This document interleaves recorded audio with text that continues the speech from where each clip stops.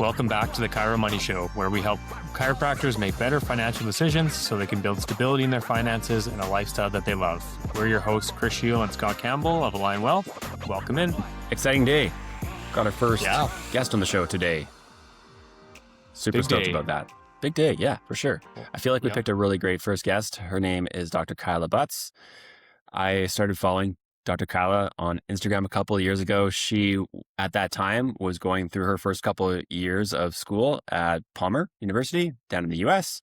And what I've always appreciated about Dr. Kyla, and kind of the reason why I reached out, was she's done an amazing job of just kind of sharing her journey and documenting her journey of being a student, getting through school, now transitioning into her first year of practice. She has such a bright, wonderful personality, easy to talk to. And we wanted to reach out and say, hey, let's have a conversation about, why document this journey? Tell us about this transition from going from a student into practice. So yeah, it was a fun conversation we had with Dr. Kyla. Yeah, it's super great to hear her story and just kind of hear why she wanted to start building her brand and getting out there speaking and hearing about where she is now and what the process has been like to get there. So I think it'll be a good, interesting story for our listeners to hear. And yeah, I'm very excited to have Dr. Kyla on the show. All right, let's move over to our conversation with Dr. Kyla. Dr. Kyla Butz, welcome to the Kyra Money Show. Thank you so much for having me, guys. It's a pleasure to be here. Yes, thanks for being here, Kyla. Looking forward to having this conversation with you. You're the first guest on the show, so welcome. We're really excited to have you here and to have this conversation with you. I first came across your Instagram profile maybe 3 or 4 years ago. You must have just been starting school. Would that be the right time frame of when you started at Palmer? Yes, actually. I started at Palmer in July of 2022. And around there, I can't remember exactly when, but I started my Instagram around that time. Cool.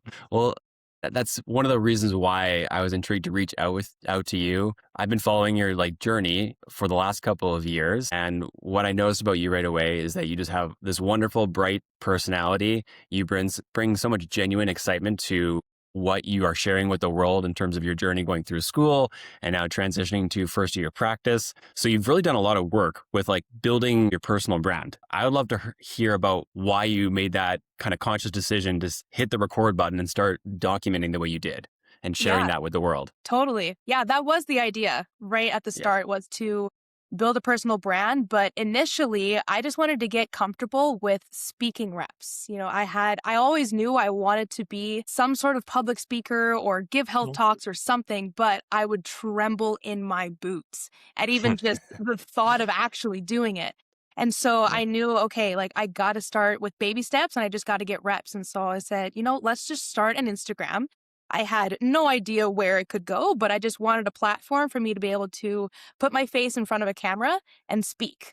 One, communication reps just with chiropractic or what I'm doing, because honestly, people just want to see what you're doing and what you're up to, which is kind of crazy, which I didn't think would be the case. But and so I just ended up documenting my journey. And as there were certain things or fun facts that I was learning in my classes, I would just put my face in front of the camera and talk about it and make a video. And sure enough, there were a couple of videos that went pretty viral and got my name out there. And from there, it was kind of like an eye-opening to say, oh, wow, this could actually really take off if I put my mind and efforts into it. And of course, it wasn't the absolute number one priority. Number one was to, get through all my classes and do well and train hard and go to seminars, all those things. But yeah, the Instagram account was just a really good way to start building my brand so that after graduation, I knew that I had some sort of level of trust that was already built throughout the years. When you get into practice, you already want to have that level of trust built with the general public to say, hey, I'm an expert in XYZ topic, or I know a lot about XYZ, whatever you're struggling with in your health, and kind of turn that into a marketing strategy so that it's a smoother transition after graduation. People have already been following me. They know who I am, and hopefully they can come into the office. And honestly, there's been a handful already that have found out, hey, she's graduated, she's a chiropractor, I want to book with Dr. Kyla. So that's actually been really cool. That's so cool. I'm curious though, you're going to school in a different location than where you're practicing now. Do you think that's still translated? Building that audience maybe across North America? Yeah, it certainly helps to be back in my home province where I do know people. I grew up in Fort McMurray, and so that's where my immediate family is. But all of my, aunts, uncles, grandparents, cousins, we're pretty much all in Alberta here. And I Yeah. went to undergrad here in Edmonton at the U of A for a Bachelor of Science in Kinesiology. So I created my own community here before going off to chiropractic college. And so then, of course, after that, people, they still followed my journey, and I'm still really plugged in here.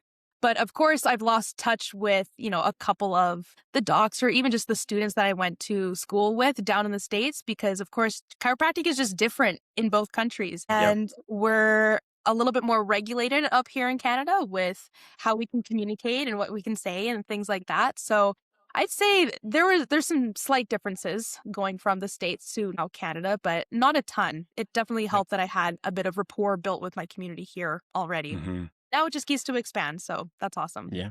I'm sure that's going to continue to grow. And what a great way to just build credibility for someone that's following you on Instagram. They're curious. It's something that we all do now. You get recommended to someone and you often will go to Google or you go to Instagram and find who this person is. You're probably going in with the assumption that they're probably great at what they do and as a professional, but more so to understand who they are as a human being. Am I going to jive with this person? 100%. Yeah, people love predictability. And so if they know what they're already going into or who they're about to meet, that definitely helps initially to have a little bit of rapport there. So. It's a great point. I wanted to ask you, obviously it was a bit of a stretch for you. Like you wanted to take on that challenge of like getting in front of the camera and getting your speaking reps in. Has it got easier for you? 100%. Oh my gosh, yes. Before it would take me probably an hour just to make a simple video of me just talking about whatever. And it was more so just me being extra critical of myself. Like, like I stumbled there. Or, no, that didn't quite come out right. Like we should redo the whole thing. And then it just became a whole process. But now it's more so just do it rather than make it perfect. Just get it out there. Because more often when you just get it out there, you actually come across as more authentic. In my opinion, you're not as scripted and robotic and things like that. So it's definitely gotten easier. Yes. Have you passed along that advice to some other docs along the way that are kind of thinking about doing what you've done or some kind of version of that? Actually, yeah. I went to the CNAC conference in Toronto just this past November, and I had a couple docs come up to me and say, hey, I follow you on Instagram. I'm like, whoa, really? That's so cool. And yeah, they just asked for like a couple of tips, and I just told them, hey, don't worry about perfection. Nobody actually cares about perfection. Just get it out there and just put your speaking reps out there and things just will get better. Because honestly, I can't remember the exact quote that I remember hearing, but I heard this quote saying that meanwhile, you're over here worrying about perfection while somebody else who's worse than you is actually doing better just because they're just doing it more. And so that was really something along those lines. And so that was really a big motivator for me to just get out of my head, get it done, but then also just share what I learned from like the lived experience that I had building my brand. That's pretty awesome.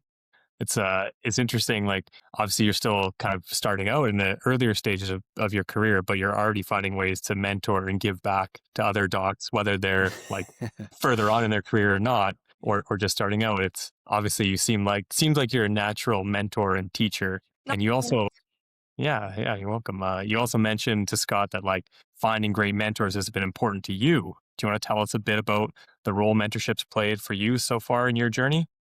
Yeah. Oh my gosh, it's been huge. If we go all the way back to undergrad when I was still deciding, is chiropractic for me? What do I want to do? Long story short, I ended up finding Dr. Dawn and Brandy McDonald, who works here in Edmonton at Southside Chiropractic. And I literally walked in on a cold call saying, hey, I'm a practicum student and I'm looking for a placement. I think I want to be a chiropractor. And after we met, we all vibed really well. They are amazing people. And they looked at me and they're like, yeah, no, you're going to be a chiropractor and you're going to do your practicum here. And we're going to set the foundation for you. And honestly, it really, truly did going through school. Because I had no idea that chiropractic went as deep as just adjusting basically the nervous system and helping it become more regulated. And when the nervous system functions well, the body is able to heal and function better.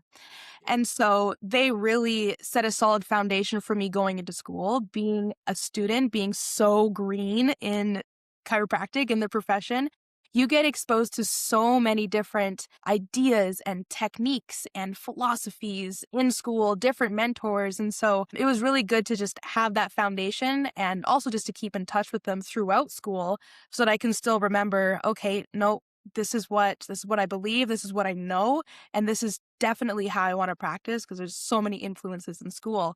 And then, of course, met so many other amazing mentors while I was in school through Kairos training culture. I was really involved with them as a student facilitator. And they also opened my eyes to another level of art and technique to chiropractic that I didn't know beforehand. And so the evolution of the different mentorships that I've had has been really valuable to shape who I am today. But then, of course, also being able to bring it back full circle. I didn't know I was going to end up back in Edmonton, but of course, after meeting with Don and Brandy one summer, we just chatted things out and they offered me an opportunity to come work with them. And I just knew I would have been an idiot to pass that up. It was just such a good opportunity. Wow. And so now I'm back here and just to continue to have their expertise and mentorship by my side to, one, push me as a new grad, but two, to also hold space for, just the mistakes or any self-doubt or anything like that has been invaluable. I can't recommend new grads making sure that they have a mentor enough. It's so good. Sure. I imagine that'd be even true for a chiropractor's 5, 10, 15 years into their journey, to continue to have someone that you could look up to and be mentored by and ask good questions and challenge you and make sure that you're always growing is never going to stop. Like just because you're a new grad and new into practice doesn't mean that you're not going to give up that mentorship anytime soon. Like you're going to always probably be hanging on to Dr. Don and Dr. Brandy to mentor you as you go through this journey. Absolutely. Yeah. And even still, nobody graduates the same chiropractor as they are 30 years from now, Right. So you're always in an evolution and you're always changing. And a chiropractor has been in practice for 30 years is obviously practicing completely different than me, who's been in practice for 3 months. And so they have their own struggles versus I have my own struggles in this phase of my career. So always mentorship is never a downside to that. Well, it sounds like you found two wonderful mentors. I don't know Dr. Don and Dr. Brandy very well, but I have heard their name in the community. And it sounds like you happened to walk into the perfect practice to meet the two perfect individuals that, from what I understand of those two, is that they are heavily involved with the community. Like Dr. Don has his own podcast and like he's heavily involved in teaching and supporting and educating the broader chiropractic community. So you walked into the right practice from the sounds of it, right? I absolutely did. Yeah, I can't believe I found them right at the start. Was that by luck or was that by research? Like, how did you end up there? I'd say a little bit of both. At first, it was just Google search up like who is a chiropractor kind of close to me, so that I didn't have to drive, of course, 30 minutes all the way across town. And I just kind of went off of Google reviews, and I was looking at reviews to see what people are saying, like how do they like the office, things like that. And so I reached out to a handful, got an interview with a few of them, and one of them happened to be Dr. Don and Brandy. And so, and when I say luck, I kind of mean, they only took on, their last practicum student that they took on was Dr. Haley, who now works for them, which was at the time like 5-6 years ago. Otherwise, they weren't taking on any other practicum students. And so the fact that, just a cold call email saying, hey, and they're like, yeah, come on in, like, let's give it a shot. Who knows, Yeah. And sure enough, they've been some of the most influential, impactful people in my life. And they really did change my trajectory. So I owe it all to them.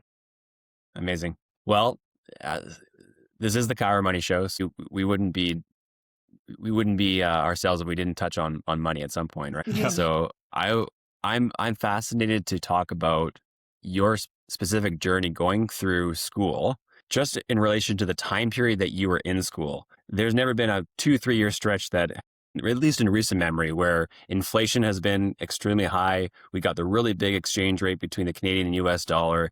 You're probably managing student loans and all that, getting through the first couple of years of school. Walk us through that journey of managing cash flow and student loans and high inflation and exchange rate. That must have been a new experience for you. It certainly was. Yeah. And it was, at first, it was very stressful. Throughout undergrad, I was very good with my money, was able to pay off all of my most of my undergrad loans, worked hard, worked 2 or 3 jobs throughout undergrad. So I was very money conscious. And then I knew going into the States with the exchange rate, with the tuition was pretty much triple what my undergrad was. I just knew that I was going to have to be okay with going into debt. And at first, it was complete mindset shift. Just say, this is not in my control. I am going to go into debt. It's going to happen. And so figure out a way to not make that fact a big stressor, because there's going to be a lot of other stressors going to chiropractic college that are just going to take priority. And so when I got down there, a big reason why I chose to go to Davenport, Iowa is because it was a fairly affordable place to live. For the most part, tuition across most of the schools in the States are about the same, but it was more so the cost of living that was really a big influence on where I decided to go. And so that's when I went to Iowa. And just more so the student loans that I got from Canada and from Alberta weren't enough to cover the cost of tuition once you get it across the border. Just getting across the border, you blow, on average, it was about 38% of that just gone. And so that didn't cover enough. And so I had to take out a line of credit. My parents were a co-signer with that, and I basically used my line of credit for anything that student loans couldn't cover. So any extra tuition, rent, car, gas, food, things like that. The debt started to rack up for sure, but I also found ways as a student to be able to save money. I knew I wanted to really invest in myself. That's the reason why I went to chiropractic college and down to the States. And so I knew I wanted to do a lot of seminars. I went to my first seminar at 6 weeks into school, completely hooked. Absolutely loved it. And from there, I just really dove into becoming that leader. And I ended up becoming a student rep for quite a few seminars.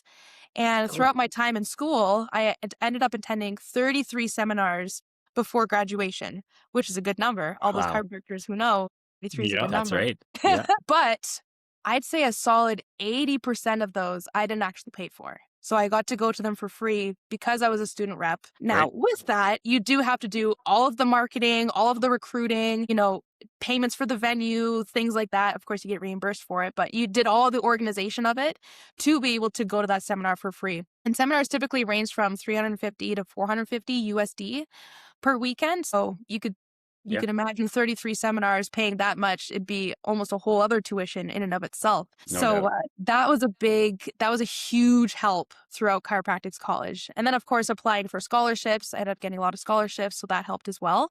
Yeah, there's still student loans, and that exchange rate was the big kicker. You're almost gambling throughout the whole time there, because you would every day watch the exchange rate, and I had a notification set on my phone to where if it would drop below a certain exchange rate, then I'd be like, okay, let's go and transfer some more money right now. So Did you have any systems or processes for how you thought about managing cash flow and spending and kind of keeping that? Obviously you knew you were going to go into debt. Did you have any sort of system of how to effectively managing that debt going through school and making sure you didn't overspend and kind of come out of school with more debt that you needed to? Right. I didn't have anything super rigid. I'm not going to lie. I just didn't really spend money on anything that was out of the necessity, other than a seminar here and there, of course, which I was comfortable with because it was an investment into myself. And I am reaping the benefits of it now, of course, after graduation. But just always keeping in mind how much money I had from student loans, and then calculating, okay, how much is that going to cost, or how much is that going to cover what I need it to? And then just little bits here and there I would pull from the line of credit, because the line of credit I pay interest on every month. Whereas with my student loans, I actually don't pay interest until a year after. So that's the good part. So max out student loans as much as I can, and then just little bits here and there take out from the line of credit, because I didn't want to take out too much line of credit and then just have that extra sitting in my bank account, like hundreds of dollars that I don't actually need, but I'm paying interest on it. So yeah, honest, that's the simple answer is I just didn't spend on things that I didn't really need. And I only took what I needed. Was there any financial advice or conversations maybe that you had during your time in school that really helped you and your outlook on money, or like what, any inspiration there? I would say, especially for a lot of students in school, money is a big thing and it is a big stressor, especially for the international students from Canada who are paying that extra. And a lot of the advice that we got from our mentors down in school was don't overspend, of course. Don't spend money that you don't have. I mean, technically, we don't have $300,000, but you're borrowing it all. But, just be conscious. Like and I wasn't a partier, I didn't really go out on the weekends or anything like that. But, the students who would go out on the weekends, limit it to 1 to 2 drinks or just little things like that, just putting it into perspective because once you graduate and now you have all of these loans, and unless maybe you got put on salary immediately, like as an entrepreneur, you start from nothing. And so there is still expenses to get started with after school that I didn't realize. And that's maybe something we can talk about again. But yeah, didn't realize how much money it costs to start up a business. But the biggest thing that the mentors told us was the investment in yourself is the best investment that you can make. So they still encourage us to spend a little bit more than tuition on seminars and things outside of the classroom.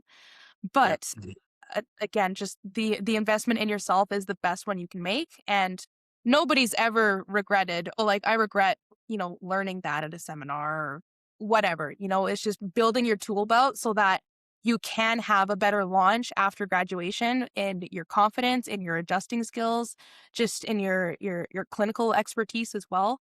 Yeah. Yeah, that was the big one. It'll pay huge dividends down the line.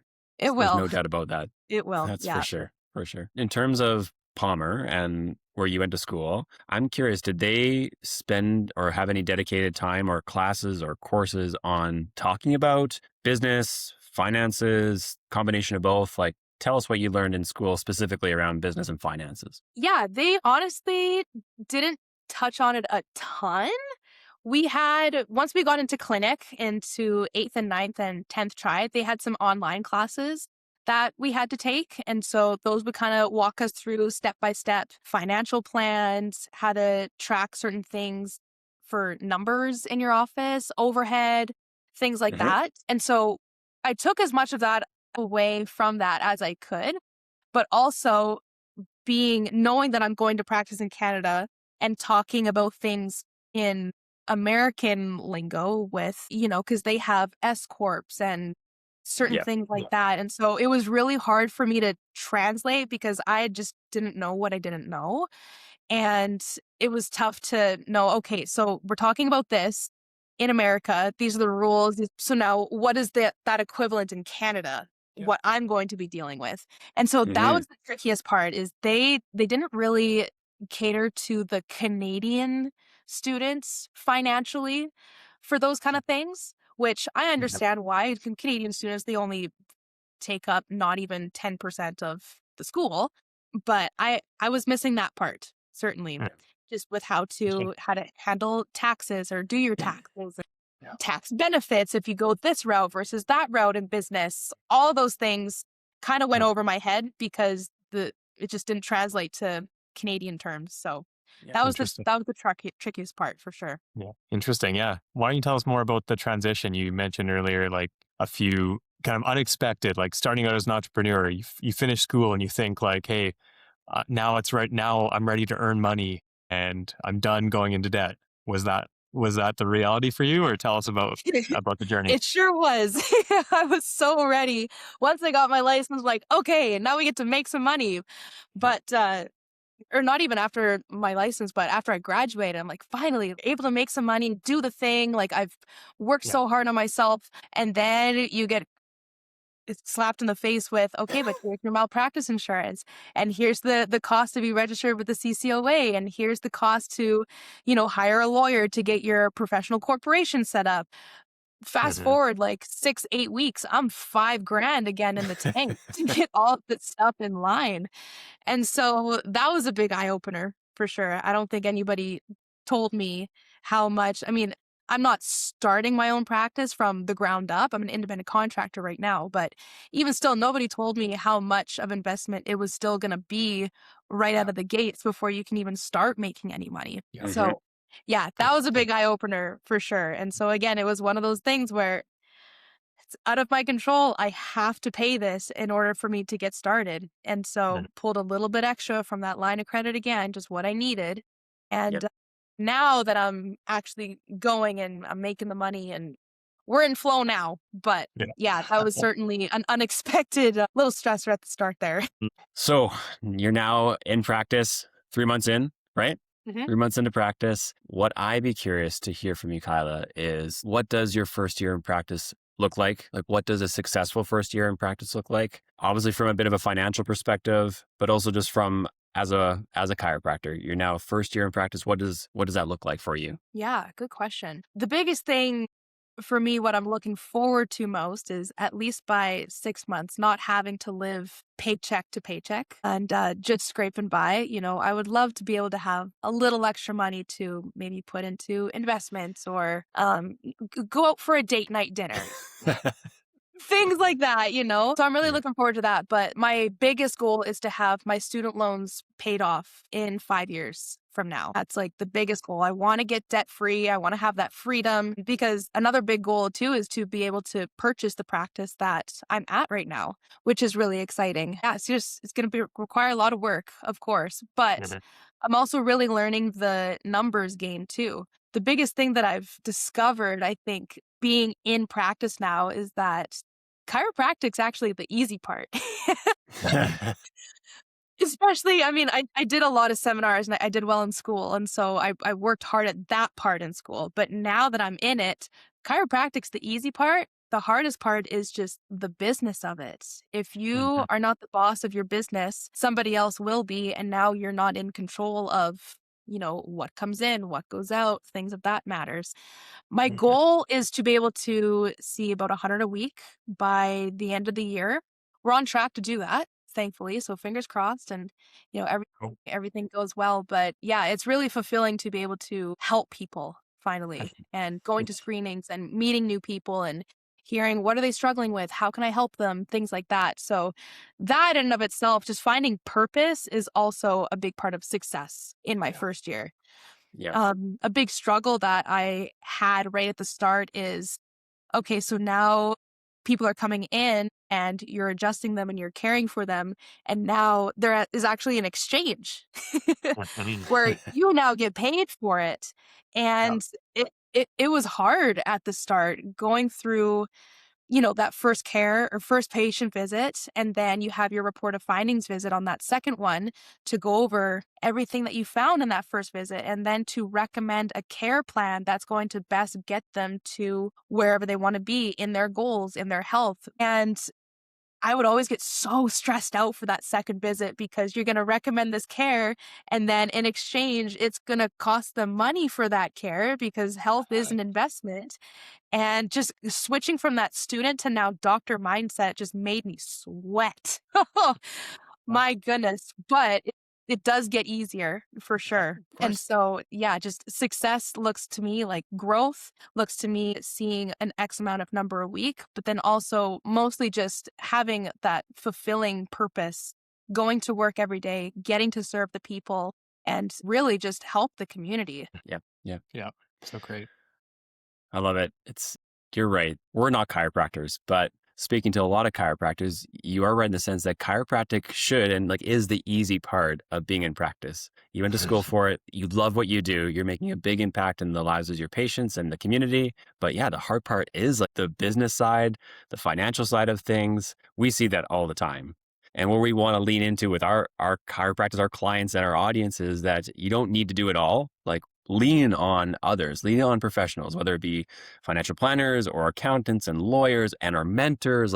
go get the support that you need so you can focus your best use of time and energy on what you do best. And everything else will, in most cases, work itself out from a success standpoint. Yeah, I agree. As we kind of near wrapping up here, I wanted to ask if you had anything through your journey so far that you wish someone would have told you earlier, or if you could impart like advice in somebody that's earlier in their journey, what's like the one thing that you didn't hear that you wish you would have? Only one. No. If you got a couple for us, Yeah. Dr. Kyla, fire away. Fire away.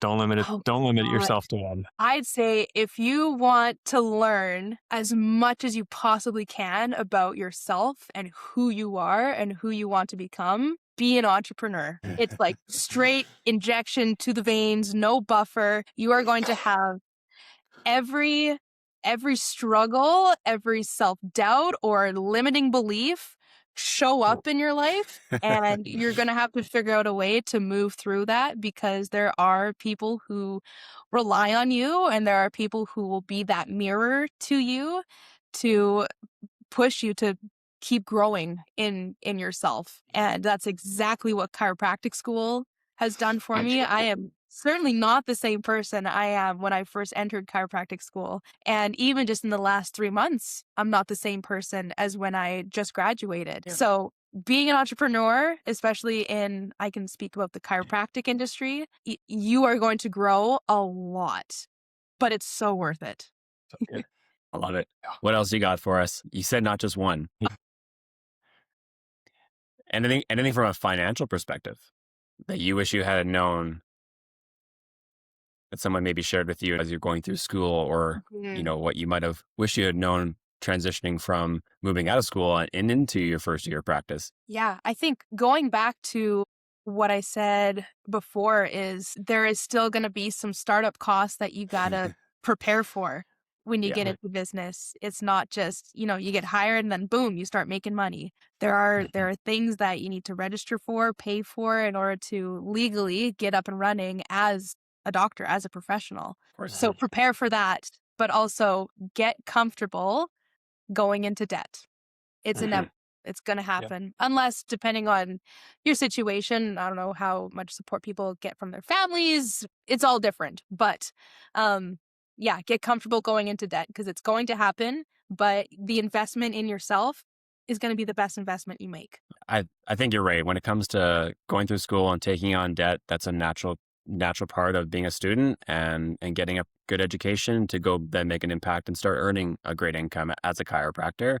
I think where I like about your mindset about going through school, maybe you didn't have any sort of crystal clear systems and processes for how to manage money, but you were very intentional of saying, I'm only going to spend what I need, and I want to be thoughtful about making sure that I can come out of school where I'm not going to saddle myself with even more unnecessary debt just to live it up unnecessarily while I'm going through this period of going through school and not earning an income. I was going to say, one other thought I had too, I think this is maybe helpful for all new grads and maybe for yourself too, Dr. Kyla, when it comes to coming out of school and getting into your first year of practice, and maybe you're thinking about having this large balance of student loan debt and you're eager to start paying it off as quickly as you can. You set goals. I want to pay this off in 5 years. I want to start breaking even, and maybe I start investing and saving.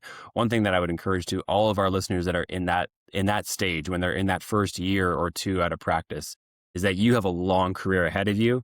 Your earning potential is quite large when you think about how much earning potential you will have over a 15, 20, 30-year chiropractic career. Early on, I also encourage our younger individuals that are listening to just enjoy life too. You have a long runway to grow wealth, to pay down that debt, to grow your investments. So don't sacrifice focusing too much on just hammering down debt or investing as much as you can. You got to enjoy life while you have it today, while you're young. And it's finding that right balance between those two as well. Yeah, I couldn't agree more. Yeah. You'll burn out if you don't have fun. That's right. Totally. Go on a couple more dates. Date nights. Yeah. Couple more date nights for sure. The only thing I was going to add there is just, it seems like there's a bit of a parallel between your journey of like putting yourself out there on social media, doing something uncomfortable, and like your growth in that. And then also as you started your career, and now you have this exchange of money for the services you provide. And it's like, it's a little bit uncomfortable to start talking about money and having that as like an exchange. But it's just like getting on social media, we build comfort with as we present the plan of care and say, hey, this is what it's going to take for you to take the steps you want to take with your journey, with your health. And there is a cost to that. And that's not something that we need to shy away from. It's something we actually need to embrace. And even if it is uncomfortable at first, it's not always going to be that way. Definitely. I think a lot of that stems from limiting beliefs within myself as well. Mm-hmm. About how I view money. And so therefore they're acting as that mirror, and I'm subconsciously projecting my belief of money with scarcity and, just of course coming out of the student realm and the student mindset. And that transition has been beautiful, but also hard. Yeah. But it's good. I think that's so common. I think that's so common. Like so many people are coming out of school with debt and like just a similar belief system or similar position with money. And it can be challenging to change that as you transition into practice. Mm-hmm. But just like how you were a different chiropractor 3 months ago compared to where you are now, it's going to be the same thing with your journey on money and how you feel about money, how you interact with, as an entrepreneur, as a business owner, and managing money and finances. The chiropractic part, like you said, that's probably going to always come fairly easy and natural to you, but you'll continue to grow in the other department for sure. Absolutely. Yeah. Cool. Well, let's leave it there. Thank you so much, Dr. Kyla, for joining us in this conversation and sharing your journey with us and our listeners. Yeah, thank you so much for having me. Appreciate it. Thanks, Dr. Kyla. Thanks, guys. All opinions expressed on the Kyla Money Show are for educational, informational, and entertainment purposes only. Nothing on this podcast should be considered financial, legal, accounting, or tax advice. Always consult your own team of licensed professionals before making decisions about your finances.